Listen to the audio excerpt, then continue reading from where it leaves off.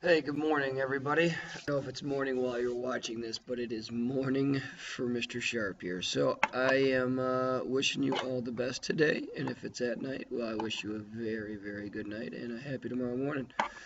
Anyways, so in world history, we are now covering classical period India, and we'll get started with our first political question.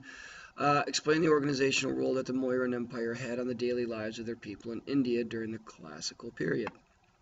All right, so we talked about the two main empires of India during the classical period. It was the Mauryan Empire and the Gupta Empire. I remember the Mauryan Empire was the largest, the most centralized, and probably what we would consider the most conventional kind of empire. The Gupta is not going to be so much the same as what we think of when we think of empires, but the Mauryan Empire was.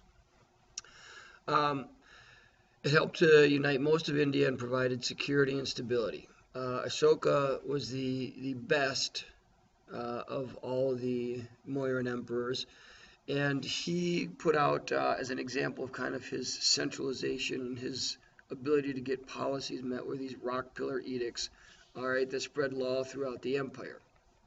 Um, some of these, um, you can see these edicts here.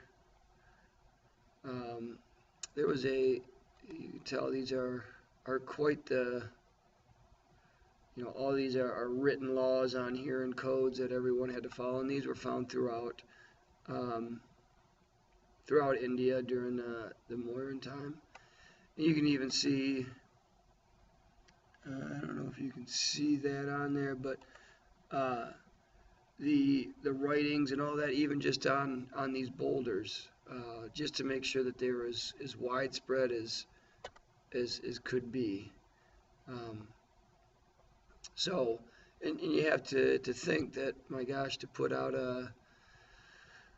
these throughout all of India had to take a great amount of time and people power, and so they were able to do it. All right. Remember, he also adopted and supported Buddhism and allowed for people to remove themselves from the caste system. So, which brings us to question two: is how did Ashoka influence the religious landscape in India? And early on, while he was conquering and unifying India, at one point, Ashoka looked down at a battle and realized the death and the suffering that he had caused, and as a result, at that point, immediately converted to Buddhism. And we know that connection between suffering and Buddhism with the Four Noble Truths in that. And so, from that point on, he totally changed. He did not conquer anymore. He did what he could to make the lives of his people better, safer, more stable. And one of the things was to convert to Buddhism. And he made Buddhism the official religion of the Mauryan Empire, which, as like we talked about in class, has a huge impact um, for the religion. It makes it safe to practice. It's actually encouraged to convert to it. And one of his main things and why he wanted to convert to it was that he thought the caste system um, was unfair.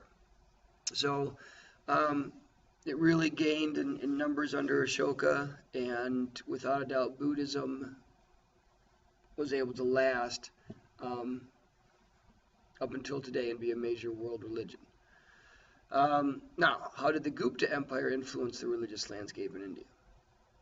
So now we have to remember that the Guptas come after the Mauryans, and the Gupta were far, far less centralized. They were more decentralized, loosely put together.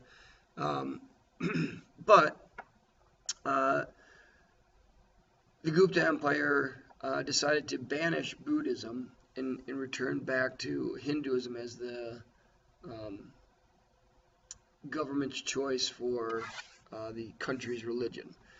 Um, but Buddhism, even though it gets kind of forced out at this point, going along the Silk Roads, people are exchanging ideas and religion, and uh, those Buddhist beliefs are going back to China right now. and China is going to gain a foothold in China. China is going to remain secular for the most part, but people are going to adopt Buddhist ideals. Um, so now Hinduism is back in as the major religion in India and is going to remain that way through today. However, Hinduism does change a little bit during the period, and it becomes a little more like popular. Um, it's not as strict anymore. Um, the idea that people feel that they are going to be going through this cycle of reincarnation forever before they get to moksha is kind of, that idea has changed up a little bit. Um, the they allowed now this idea of wealth to be kind of a good thing, um, and so as more and more people are making money through trading and all that, they're not having to give it away. Their caste and their jati, where they are changing as well, and those people are moving up, and it's a better life. And then you also have the development of the Kama Sutra. If you don't know what the Kama Sutra is, well, let's keep it that way. If you do, you can imagine why people started to like Hinduism a little more. So, if you're not sure what it is, you got to do a little research on your own, but don't look at any pictures or anything like that. All right.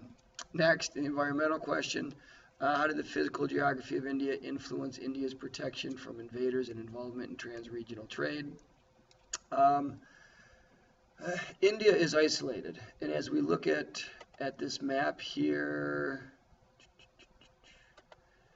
to the north up here, this is the Himalayan mountains. This is the largest mountain range in the world. You can see this desert back here in Tibet. It's super, super, super harsh land. No armies were going to come through here. You've got mountains on both sides over here. A very, very, very, very, very tough place to get to. And as a result, it stayed fairly secured. And at this point, you don't have armies, or I guess navies, large enough to make a difference of coming in and invading a country like that. So that idea of invading from the sea just isn't there yet. So these guys are very, very, very safe. And then when you take a look, though, at that location, in the middle of the Indian Ocean, all of these red lines all point to India. So everybody came through India. And India is referred to as kind of like the emporium of the Indian Ocean basin. And if you know what the word emporium means, it means kind of like a warehouse. And so much goods came into India, was stored there, and then got shipped back out. So it's kind of like the warehouse of this Indian Ocean basin trade. And remember, the Silk Roads are going to go up across from China over to Turkey, Persia, Rome, and all that. And then this Indian Ocean basin trade is going to trade the same goods, but just via the sea. So, and you can see that this stuff is getting all the way over to the east coast of Africa. And they're going to have some kingdoms developing because of the money that this trade is bringing in. So that is it for India during the classical period. Thanks a lot, and I'll talk to you later.